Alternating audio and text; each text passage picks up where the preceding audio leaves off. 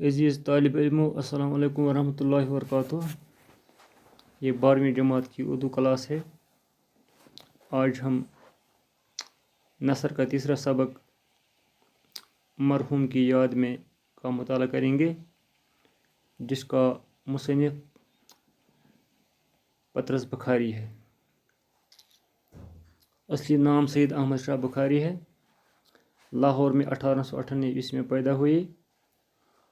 انگلستان میں جا کر تعلیم حاصل کی اور وہاں سے آ کر انگریزی ادبیات کے پروفیسر ہوئے۔ اس کے بعد پطرس بخاری دہلی آئے اور آل انڈیا ریڈیو کے ڈائریکٹر جنرل ہو گئے اور اس منصب پر 1947 عیسوی تک فائز رہے۔ اس کے بعد پاکستان چلے گئے اور وہاں ترقی کرتے کرتے اقوام متحدہ میں پاکستان کی نمائندگی کی حیثیت سے نیو یارک پہنچے اور وہیں پر 1958 عیسوی میں انتقال کر گئے۔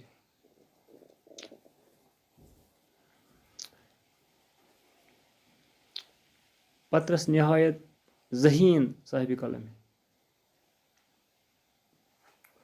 انہوں نے اردو مزاح نگاری کو ایک نئے راستے پر لگانے کی کوشش کی۔ انہیں بہت کم لکھا، لیکن جو کچھ لکھا وہ انہیں اردو ادب کے صف اول میں جگہ دلانے کے لیے کافی۔ ان کے مضامین کا ایک مجموعہ پطرس کے مضامین کے نام سے شائع ہوا ہے۔ پطرس کی تحریر اس قدر پرلطف ہے کہ پڑھنے والا ان کے مضامین پڑھتے پڑھتے خود ہنسنے پر مجبور ہو جاتا ہے۔ ان کی تحریر نہایت جاندار ہے۔ ان کے مضامین حقیقت نگاری کی جھلک لیے ہوئے ہیں۔ ان کی زبان میں روانی اور زور ہے۔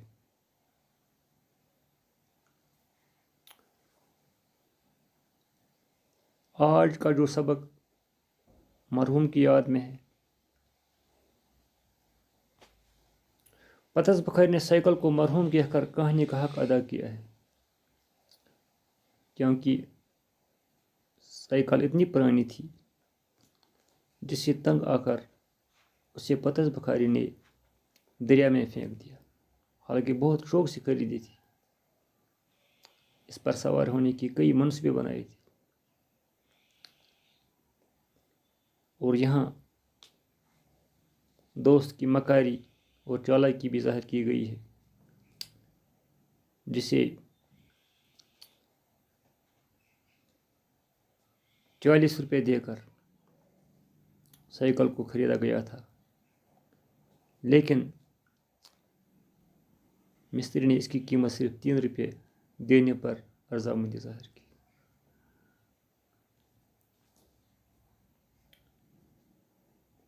یہ مضمون طنز اور مزاح سے بھرا ہوا ہے۔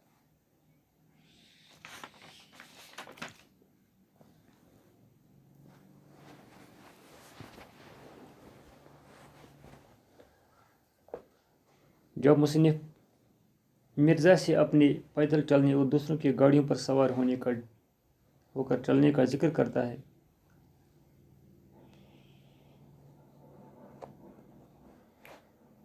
تو مصنف نے مرزا سے کہا کہ مجھ میں اور حیوان میں کوئی فرق نہیں ہے، کیونکہ وہ بھی پیدل چلتے ہیں اور میں بھی پیدل چلتا ہوں۔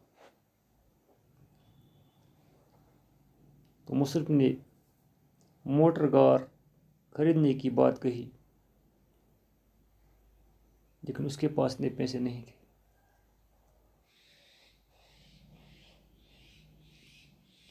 تو مرزا نے اسے اپنا سائیکل خریدنے کا مشورہ دیا۔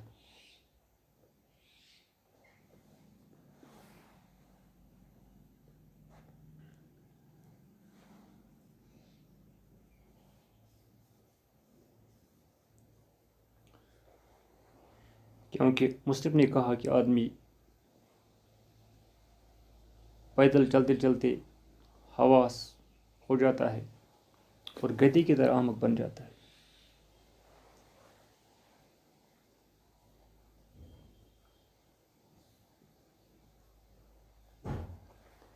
مصنف نے مرزا سے کہا کہ میں اپنی قیمتی چیزیں जैसे सिगरेट केस वगैरह बेच कर पैसों का इंतजाम करके एक मोटर कार खरीदूंगा।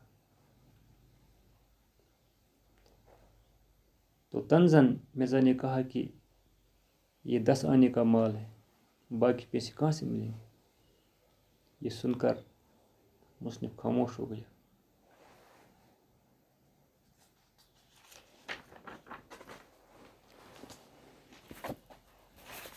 मिजाहन मिर्ज़ा ने साइकिल मुफ्त देने का कहा, लेकिन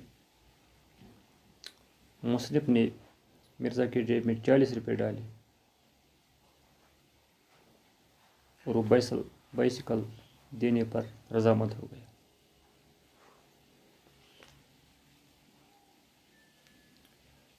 पतरस बखारी सारी रात बाइसिकल पर सैर जाने के प्रोग्राम बना रहे। सुबह उठते ही नौकर ने खबर सुनाई कि मिर्ज़ा ने साइकिल बेच दिया है और साथ में पेच कसने का एक औजार भी दिया है। पतरस खुश हो गई और नौकर को साइकिल साफ करने और तेल वगैरह डालने की हिदायत की।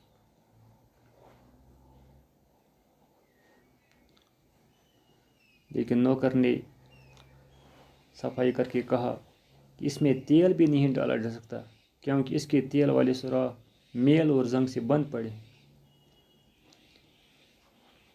जब पतरस साहब साइकिल पर सवार हो गए तो इससे तरह तरह की आवाज़ें आने लगी, क्योंकि साइकिल की जंजीर काफ़ी ढीली थी। पिछला पहिया भी बहुत ढीला था। मडगाड़ एक तरफ को झुके हुए था। अगले टायर में एक बड़ा सा पैबंद था। जब ढलवान में साइकिल थोड़ी सी तेज़ हो गई तो अचानक हैंडल एक तरफ को मुड़ गया और गद्दी नीचे बैठ गई, जिसकी वजह से पतरस साहब को बैठने में तकलीफ होने लगी। पतरस साहब ने साइकिल से उतरकर उसे औजार से कसकर कदरे ठीक किया और फिर सवार हो गया, लेकिन साइकिल में फिर वही बल्कि इससे भी ज़्यादा खराबी पैदा हो गई। पतरस साहब ने रास्ते में साइकिल एक मिस्त्री को दिखाई दी।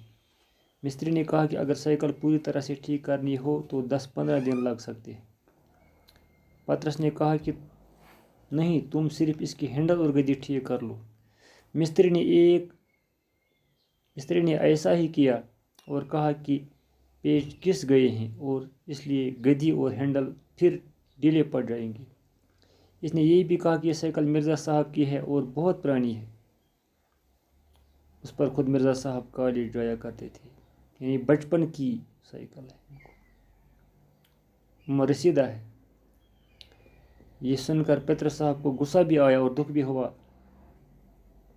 कि मुझे मिर्ज़ा ने धोखा दिया है, एक ऐसी चीज़ दी है जो नाकाबिल इस्तेमाल है। वो साइकिल पकड़ कर चल दिए और मिर्ज़ा को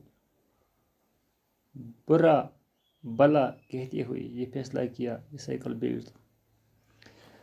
आगे साइकिलों की एक और दुकान पर पहुंच गए। वहां साइकिल बेचनी चाहिए, लेकिन दुकान वालों ने इसकी कीमत सिर्फ 3 रुपये मुकर्रर की। इस तरह पतरस साहब को मज़ीद सदमा हुआ, क्योंकि उसने इसे 40 रुपये में खरीदा था और सवारी के ख्वाब देखे थे। वो गुस्से में साइकिल पर सवार होकर ज़ोर ज़ोर से पाँव चलाने लगा। चंद ही कदम गए थे कि साइकिल का एक पहिया अलग हो गया और ज़मीन पर गिर गया।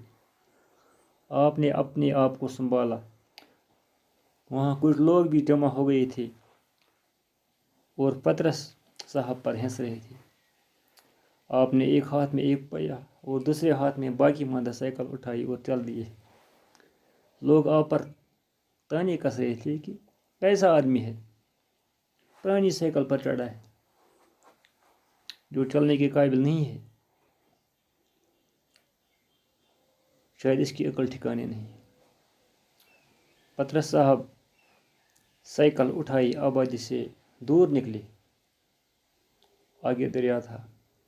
अपने पुल के ऊपर खड़े होकर साइकिल के दोनों हिस्से दरिया में फेंक दिए और फिर मिर्ज़ा के घर पहुंचे। مرزا نے اندر آنے کے لیے کہا، لیکن تنزن پدر صاحب نے جواب دیا کہ تم جیسے خدا رسیدہ بزرگ کے گھر میں بغیر وضو کیے کیسے آ سکتا ہوں؟ یعنی آپ جیسے دھوکہ باز، چالاک اور مکار کے گھر میں مجھ جیسا انسان نہیں آ سکتا ہے۔ یہ کہہ کر سائیکل والا اوزار اس کے حوالے کیا اور خود گھر چلی۔ کیمسٹری کی وہ کتاب کھول کر پڑھنے لگے جو انہوں نے FA میں پڑھی تھی۔ اس طرح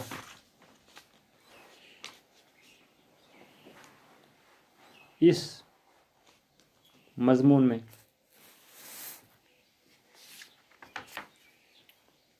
مصنف نے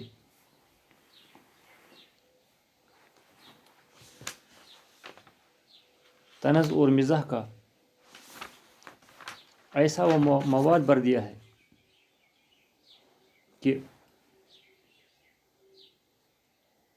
انسان ہنسنے پر بھی مجبور ہو جاتا ہے اور انسانی ذہن کی اصلاح بھی ہوتی ہے کہ ایسی چیز دھوکے سے بیچنا جس سے دوسرے کا مالی نقصان بھی ہو جائے اور عزت بھی جائے، لوگ اسے طانے دیں، ٹھیک نہیں ہے۔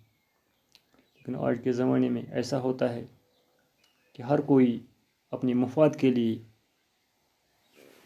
دوسرے کا مفاد قربان کرتا ہے۔ طنز کا یہی مقصد ہوتا ہے، یہ زخم لگا کر اصلاح کرنا جانتی ہے۔ کوئی طنز میں اصلاح کا جذبہ ہوتا ہے۔ اعلیٰ درجے کی طنز میں مزاح کی آمیزش کا ہونا ضروری ہے۔ مزاح صرف تضادات